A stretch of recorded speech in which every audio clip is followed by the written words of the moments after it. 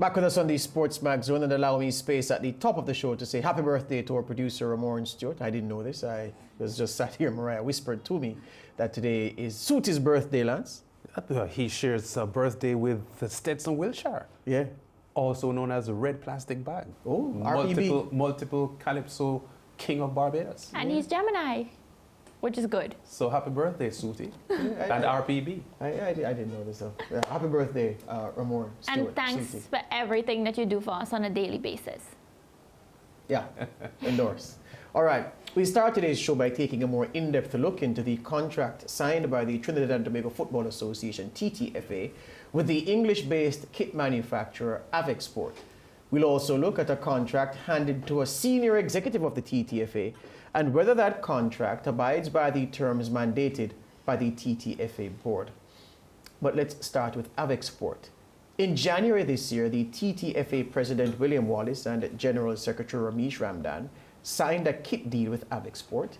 Under the contract, Avexport is to provide the TTFA with about £200,000 sterling worth of gear in the form of 8,000 units of kit over 4 years. So this, we're going to show you some graphics of the kit supply arrangement for various teams which fall under the TTFA umbrella. So this is for the men's senior team. When the math is done, 60 playing kits for home, 60 playing kits away, 120 training t-shirts, shorts, socks, polo shirts, track suits. The bags and caps were not summed. Yeah, there wasn't a unit cost for those in the contract, so we left those out. But those aren't going to be superior costs to the ones we have there.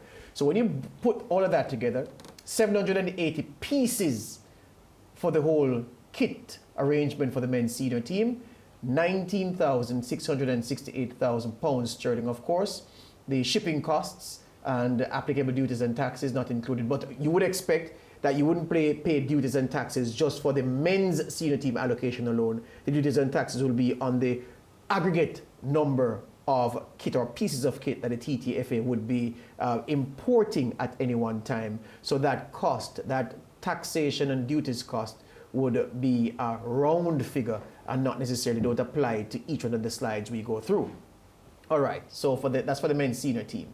For the women's senior team, it's the same thing because they're providing the same quantities, the same things, kits for home and away, t-shirts, shorts, socks, etc. 19,668. Under 20 men, there you go, the same number, 780 pieces at the same price. Under 17 men, same pieces of kit, same number, yeah, 780, same price, 19,668. Women's under 20, same thing. Women's under 17, the same thing. Boys under 15, all right, there's a slight difference here because even though there are 780 pieces, the boys under 15 kit, some of the items are a little bit cheaper, so it comes in at £18,846 sterling. Girls, same as the boys. Boys under 13, same as the under 15 price, at least for the boys and girls, yes. And then,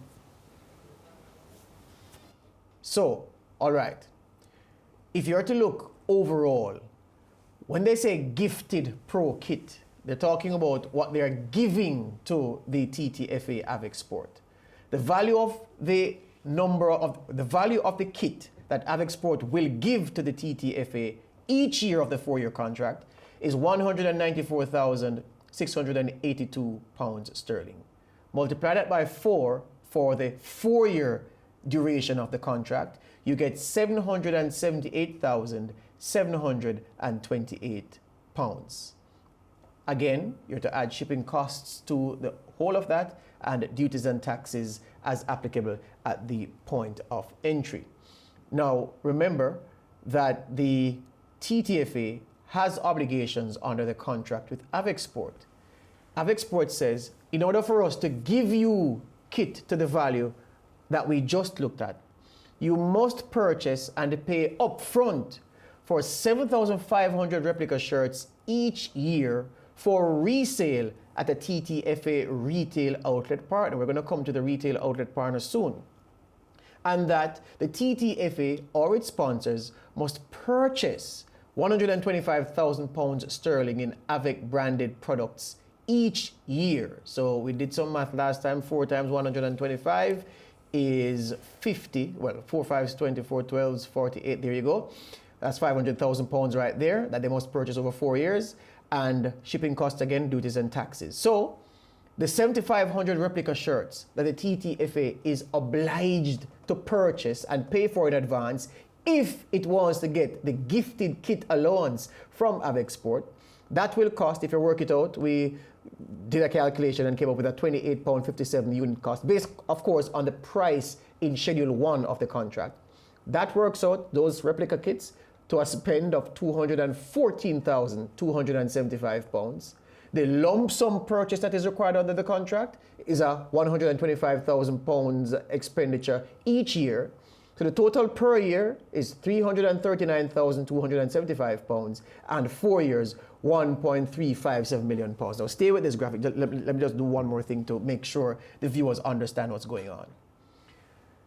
What Avec Sport is saying, if you want us to give you a kit for senior men, senior women, under 20 women, under 20 men, under 15 and under 13, you must purchase and you must ensure that your sponsors purchase over 4 years the equivalent of £1,357,000 worth of products from us over the term of the contract. And the term is 4 years. So each year you have to spend £339,000, and for the 4 years you have to spend £1.357 million sterling in order for us to give you that free kit. If you don't purchase this, then we are not obliged to give you free kit.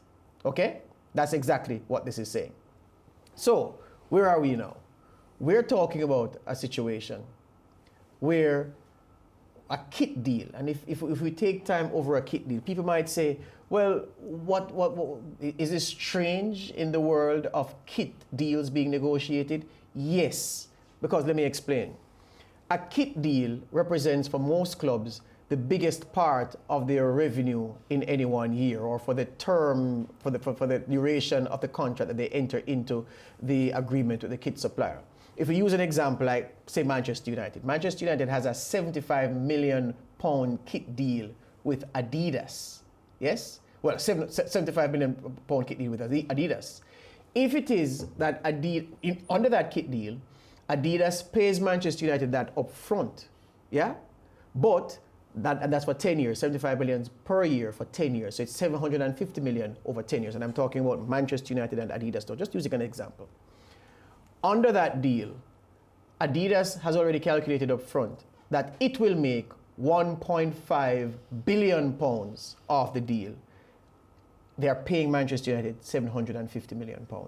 Now what it is that the gear that Adidas sells, Manchester United will get between 10 and 15% of the total value of the kit sold. So if Adidas sells 3 million shirts over the course of the contract, Manchester United is due 10% of that of the value of the 3 million shirts. That's how the kit deal works. It's a huge thing. The way this deal is structured, it does not suggest a deal very well negotiated. In fact, Avec Sport is getting so much more out of the contract relative to what the TTFA is getting that I'm not quite sure what the reasoning was in the heads of those from the TTFA who went ahead and signed this contract. Now, £125,000 sterling worth of Avec Sport products each year, we've gone through that. Also under the contract, as we told you, the TTFA must purchase and pay in advance for those 7,500 replica shirts. So your partner is saying to you, look, to get this from us, you have to get this free, you have to buy this. Not only do you have to buy it, you have to pay for it up front. Now in March this year, the TTFA at an official ceremony in Trin City, that's in northern Trinidad, announced Sports and Games as their official retail outlet partner. You know that outlet, Mariah, Sports and Games? Yes. There you go. It's close to where I live in Trinidad. There you go. All right. So here's a picture of President William Wallace, the Sports and Games Director Omar Hadid, and the senior men's head coach Terry Fennick at that official signing ceremony. Now, Sports and Games is the authorized retailer of the Avec Sport products that the TTFA, the replica kits rather, those 7,500 must be sold through Avec Sport. Yeah? This contract between the TTFA and Avexport took effect on the 1st of June. So again, just how much, so just show you the numbers. Just how much is the TTFA paying to get this sponsorship? Let's look at the numbers. Per year, 144, 593,000 pounds. Over the 4 years, you multiply that by 4, 570. This represents the difference between sponsorship by Avexport and the cash output by TTFA. So you're giving me product, Avexport is giving the TTFA product, and the TTFA is obliged to spend that in cash. Yes? If we move along. The TTFA, we understand, is reportedly not honoring its contract and will have to repay Avexport 1.4 million US dollars because Avexport had already gone ahead and started producing the kits. Now I know we went through this last week, well some of it, but this is the first time you're seeing the actual numbers involved in the contract. And I'm asking Lance, who has been around for a bit, if he has ever seen a kit deal or an agreement of the nature where a company is supplying kit to a football association and the football association is having to shell out so many millions to get free kit. Shocking development here, George, and one of the startling things for me on this issue is it is happening to Trinidad and Tobago, a team or a country that has football pedigree. Trinidad and Tobago went to the 2006 World Cup finals in Germany, and they are 8-time Caribbean champions. So from a regional standpoint, Trinidad and Tobago is a powerhouse in football in this part of the world. And I find it horrifying almost that they would find themselves in this kind of position, and brings into question again the issue of transparency and the issue of integrity with our football bosses. I said a couple of weeks ago on the SportsMax Zone that constantly, and this is not just a Caribbean issue, football administrators have a serious issue globally, as we've seen with the FIFA scandals and the CONCACAF scandals, that there's a trust issue and an issue of the man in the street, the football fan in the street, having the kind of belief and genuine, assurance from our football administrators that they're doing the right things. Right. What I see, George, is a loss all around. I see a sponsor literally telling you what they want instead, when it's normally the other way around, where if I get a sponsor to come on to do something for me, I sort of negotiate the terms with them and I give them something. It may not be literally they are selling their soul to get something in return, and I feel like it's a loss all around for the TTFA. And as Lance said, it's a big hit on Trinidad and Tobago football, and I don't see anything coming out of it. It was a loss from the inception, and now that they don't honor the contract, well, it's just another loss. Yeah, but Mariah said something very important just now. There was a part of her sentence about 50 seconds ago that getting something in return. What is this? Absolutely. What is this? I was going to jump on that. Yes. Yeah. What is the something they're getting? I don't see any something in this. Yes. I see no something in this because I'm saying maybe this is why, as we told you last week, this contract was not shared with the board until after it. In fact, the details of the contract were shared with the board after people were in the press doing photo ops and doing interviews and talking about the value of the contract and how it was a $25 million TT deal in cash and kind and all that jazz. William Wallace did not share this agreement with the TTFA board to get their approval before he signed, but he signed under the steam of the TTFA because he's the president of the TTFA, so he signs on their behalf. And it was a video presentation that he showed them about what Avexport was about, and board members were then shocked to learn that a contract had been signed asking the TTFA to put up huge amounts of cash in return for peanuts. Trinidad and Tobago people are not monkeys. They don't eat peanuts in that quantity. Yeah, they have a very successful business, Sunshine Snacks. Yeah, but even they wouldn't be interested in those kind of peanuts that the TTFA has agreed to take in return for giving out hard currency, big money. Yes, Mariah? I just have to add and remember, this is the same body that came into office and kept talking about debt. This is a debt-riddled organization that is throwing their weight around as if, they have so much money. All right, fair point. Let's move on now because there's another thing concerning the TTFA. This administration is embroiled in a new controversy regarding the contract signed by the former FIFA referee Ramesh Ramdan to serve as its general secretary. Now, the matter concerning the terms and conditions of Ramdan's contract was raised at a meeting of the board of directors of the TTFA. That meeting was held at the Ato Boldon Stadium in Couva on January 15 this year, and we share a part of that, of the minutes with you. Let's go. It says, Mr. Philip, point 7.14 of the minutes. Mr. Philip moved the motion to appoint Mr. Ramesh Ramdan as General Secretary of the TTFA for 1 year. And Mr. Edwards seconded the motion. A vote was taken, and the results were 6 saying yes to Ramesh Ramdan, 1 saying no, and 4 abstentions. All right, so this is from the minutes. Our investigations have uncovered that contrary to what was voted on at the meeting, that meeting that we shared the minutes from, Ramdan was presented with a 2-year contract instead of a 1-year contract. Now, hold on.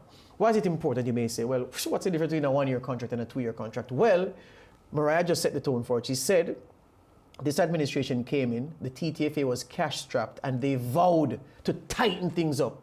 And one of the things that they agreed on, the TTFA board, and this was now a board decision, was that, look, because we are so skint, because we are up the creek with no paddle and 1 arm, we're not going to be spending and committing ourselves to spending monies that we can't afford, that we can't see in the future and predict. So people who we appoint are going to be given 1-year contracts. That was a board decision. You don't believe me? Watch this. In an email thread that we have been privy to, well, before we go to the email thread, let's look at what Ramdan signed to. So this is page 1 of 10.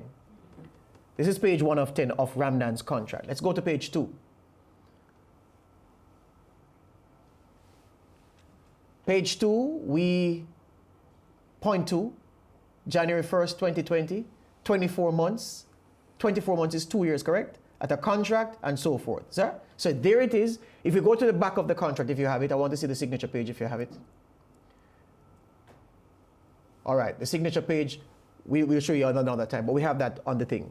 January 1st, 2020, and he gets the figure you saw there, and it is a 2-year contract. Now, in an email thread that we are privy to, one member of the TTFA board, who we will not name, reiterated that the board had agreed to only issue 1-year contracts to everyone being retained by the TTFA. Let's look at this.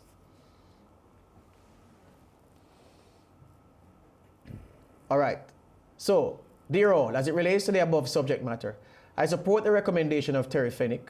However, we agreed at our first meeting not to give any contracts at this time for more than 12 months, 1 year initially, with options to review based on performance-based indicators, either to retain or replace. Do hope this can be revisited. Right? So even though that addressed Fennick, it was a message that applied to everybody that the TTFA employed. Everybody gets a 1-year contract. Now, in a Trinidad Newsday article over the weekend, the issue of the General Secretary's contract was brought up, and the chairman of the technical committee of the TTFA, Keith Lucloy, said in print in the Trinidad Newsday that the General Secretary had a 1-year contract. The contract that we have signed says different. So the question is, how come?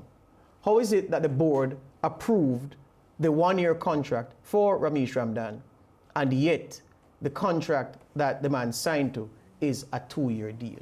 How come so many things have happened over the past several days, William Wallace, that we've sent you questions about, that we've highlighted about you appearing not to act in a transparent manner? And we have heard nothing from you, save and except for a WhatsApp message you sent me last week and an interview you gave to Wired 868, which appeared as if you were attempting damage control. You are normally accessible. You normally speak and clarify issues. Why can't you clarify these? Is it that you can't? Even if you can't clarify these, Mr. Wallace, it is needful for you to come and contextualize why you acted the way you did. And then my question to the TTFA members is this, the other members of the board who've been sidelined. It is clear that your president is going against your wishes and has gone against your wishes. It is clear that your president doesn't value your counsel. It is clear that your president does not abide or doesn't feel bound to abide by the decisions that you've mandated him to make on your behalf. Know that you know these things, TTFA board. What are you going to do about it? Lance?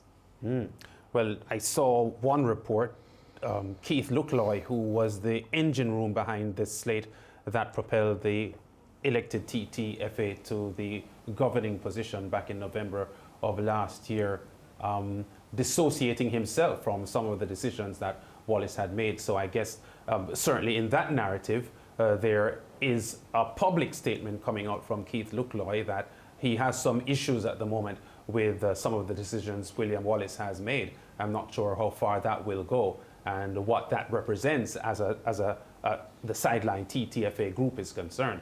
But I certainly know I saw that from Luckloy, that he dissociated himself from some of the decisions and the manner in which some of these issues were executed. I want to end by saying, Mariah, anybody can ask and demand transparency. You don't have to have a clean hand, or you don't have to have clean hands, you don't have to have a clean heart to make that request.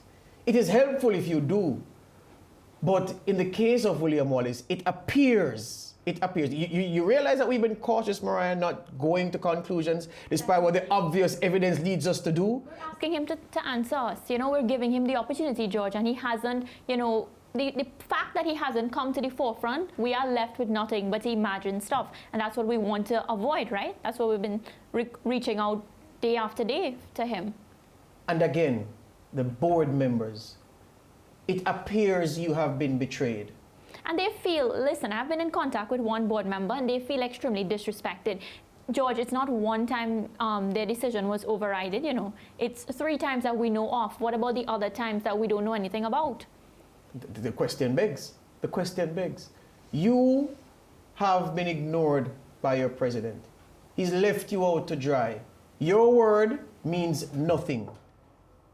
William Wallace is acting in a way that seems to satisfy William Wallace only.